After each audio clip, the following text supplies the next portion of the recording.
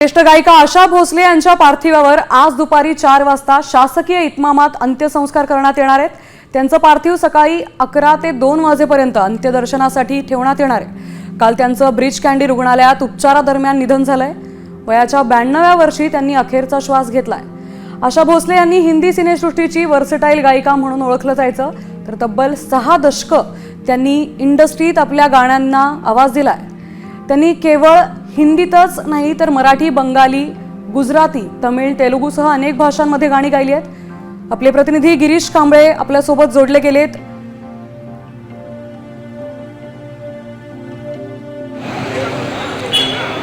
मी आता आशा भोसले यांच्या जे कासा ग्रँड निवासस्थान आहे त्याच्या बाहेर आहे आणि काल सायंकाळी त्यांचं पार्थिव ब्रीच कँडी रुग्णालयातून या ठिकाणी आणण्यात आलेलं आहे आणि राजकीय नेते असतील, कलाकार मंडळ असतील, त्यांच्या अंत्यदर्शनासाठी कालपासूनच येत आहेत। मुख्यमंत्री देवेंद्र फडणवीसांपासून सर्वच राजकीय नेते काल अंत्यदर्शन घेतलेले आहे। आज देखील कलाकार मंडळी आलेले आहेत। AR रहमान देखील काही वेळापूर्वीच अंत्यदर्शनासाठी त्यांच्या निवासाने पोहोचलेले आहेत।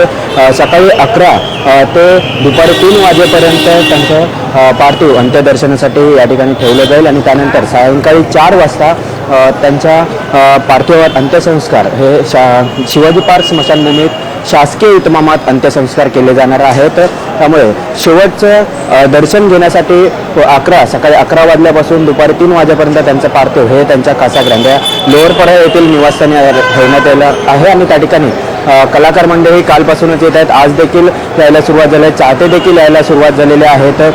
त्यामुळे गर्दी देखील मोठ्या प्रमाणात होऊ शकते। त्यामुळे पोलीस बंदोबस्त देखील मोठ्या प्रमाणात तैनात करण्यात आलेला आहे आणि सायंकाळी जेव्हा 4 वाजता शिवाजी पार्क स्मशानभूमी आहे त्या ठिकाणी शासकीय इतमामात त्यांच्यावर अंत्यसंस्कार केले जाणार आहेत। त्यावेळी देखील अनेक राजकीय नेते, अनेक दिग्गज कलाकार असतील, गायक असतील, बॉलिवूड सेलिब्रिटीज असतील, सर्वच या ठिकाणी त्यांच्या शेवटच्या अंत्यदर्शनासाठी अंत्यसंस्काराच्या वेळी उपस्थित राहतील।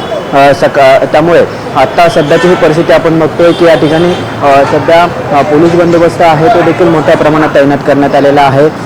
काल दुपारी जेव्हा त्यांच्या निधनाची बातमी त्यांचा मुलगा आनंद भोसले यांनी गिरीश, धन्यवाद आपण दिलेल्या सविस्तर आढाव्याबद्दल। तर आज आशा भोसलेंच्या पार्थिवावर अंत्यसंस्कार होणार आहेत।